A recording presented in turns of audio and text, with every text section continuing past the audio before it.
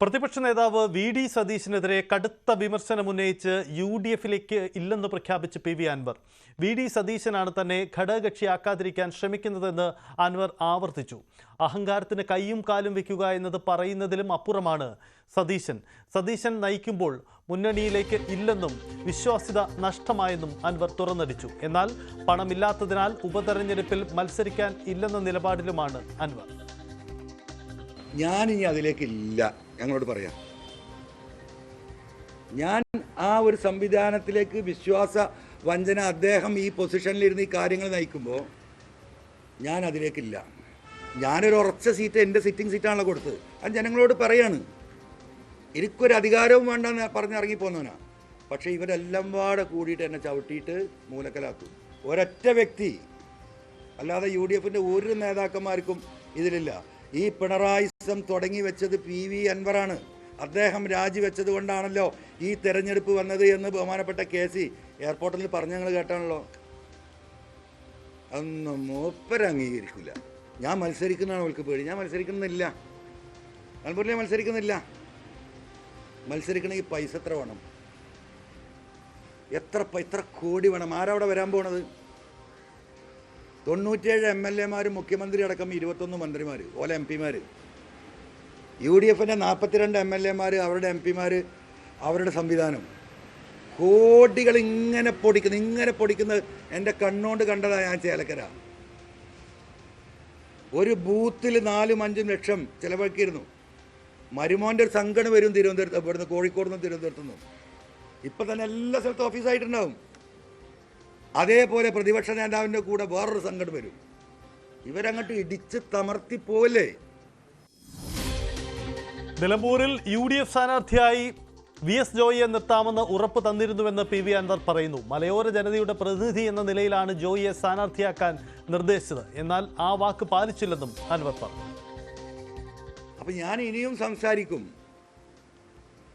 അപ്പോൾ ജനങ്ങൾക്ക് വേണ്ടി സംസാരിക്കുമ്പോൾ ഞാൻ യു.ഡി.എഫിൻ്റെ അകത്ത് വന്നാലും അൻവർ ഇത് തന്നെയാണ്. ഇവർക്ക് പല ഏർപ്പാടുണ്ടാകും. ചില ആളുകൾക്ക് അവർക്ക് ഞാൻ നാളെ തടസ്സമാകും. അപ്പം എന്താ, എന്നെ ഫിനിഷ് ചെയ്യണം.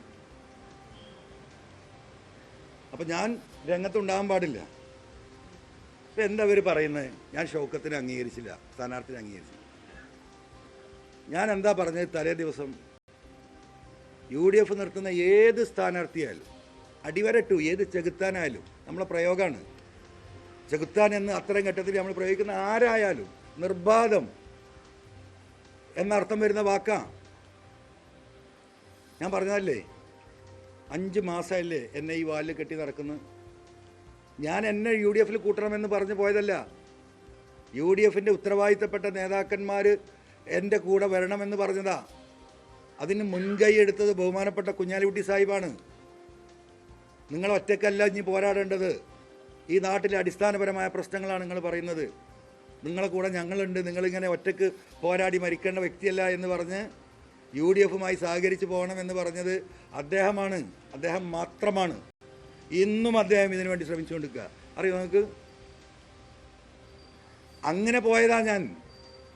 ആ പോയ എന്നെ ആ യു.ഡി.എഫുമായി യോജിപ്പിക്കാൻ പഠിച്ച പണി 18 അദ്ദേഹം നോക്കിയിട്ടും പാണക്കാട് തങ്ങൾ ഉൾപ്പെടെ നോക്കിയിട്ടും സംഗതി നടക്കുന്നില്ല. നടക്കാത്തതിന് വേറെ കാരണങ്ങളുണ്ട്.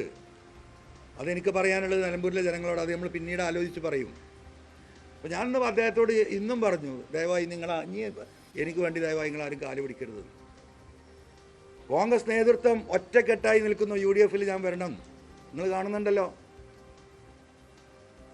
കോൺഗ്രസിൻ്റെ പ്രവർത്തകർ, യു.ഡി.എഫിൻ്റെ പ്രവർത്തകർ, മുസ്ലിം ലീഗിൻ്റെ പ്രവർത്തകർ, ഇവിടുത്തെ സാമുദായിക കക്ഷികൾ ഈ പിണറായിസം അവസാനിപ്പിക്കാൻ അൻവറിനെ കൂടെ നിർത്തണം, ആത്മാർത്ഥമായി സത്യസന്ധമായി എന്ന് പറയണം. M സ്വരാജിനെയും PV. അൻവർ വിമർശിച്ചു. ഇപ്പം എല്ലാവരും സ്ഥാനാർത്ഥി നിശ്ചയിക്കുന്നുണ്ടല്ലോ. ഒരു മലയോര കുടിയേറ്റ കർഷകനെ ആരെങ്കിലും പരിഗണിച്ചോ? ആരെങ്കിലും? ഇപ്പം LDF-ൻ്റെ സ്ഥാനാർത്ഥി ഉണ്ടല്ലോ, സ്വരാജ്. എൻ്റെ അടുത്ത സുഹൃത്താണ്, എനിക്കിഷ്ടമാണ് വ്യക്തിപരമായിട്ട്. പക്ഷേ ഈ പിണറായിസത്തിൻ്റെ കേരളത്തിലെ ഏറ്റവും വലിയ വക്താവാണ് ആര്? ഈ സ്വരാജ് അല്ലേ? പിണറായിസത്തെ താലോലിക്കുന്നതിൽ മുൻപന്തിയിലല്ലേ സ്വരാജ്?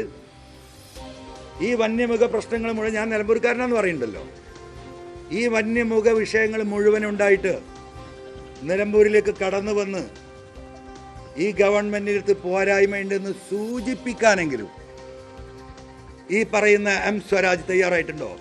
നിലമ്പൂരിലെ ജനങ്ങളെന്ന് പറയട്ടെ, ജനങ്ങളെന്ന് പറയട്ടെ. ഉണ്ടായിട്ടില്ലല്ലോ. ഒരു ജനവിഭാഗത്തെ ഇങ്ങനെ വക്രീകരിച്ച് ക്രിമിനലുകളാക്കുമോ? ലോകത്തിലെ എല്ലാ കാര്യങ്ങളും സംസാരിക്കുന്ന സ്വരാജ് ഒരു വട്ടം ഒരു ഫേസ്ബുക്ക് പോസ്റ്റ് പോലീസിൻ്റെ നടപടി ശരിയല്ല എന്ന് പറഞ്ഞോ? സ്വരാജ് സംസാരിക്കും പലസ്തീനിലെ മുസ്ലിങ്ങൾക്ക് വേണ്ടി, മുടക്കൊന്നുമില്ലല്ലോ. പലസ്തീനിലെ മുസ്ലിങ്ങൾക്ക് വേണ്ടി, ലോകത്ത് ഉണ്ട് എന്ന് പറയുന്ന ഇസ്ലാമോഫോബിയക്ക് എതിരെ അല്ല, ഇന്ത്യയിൽ നടക്കുന്ന, മലപ്പുറത്ത് നടക്കുന്ന, മൂക്കിൻ്റെ ചോട്ടിൽ നടക്കുന്ന നിലമ്പൂരിലെ വിഷയത്തിൽ പോലും മൂപ്പര് പ്രതികരിക്കില്ല.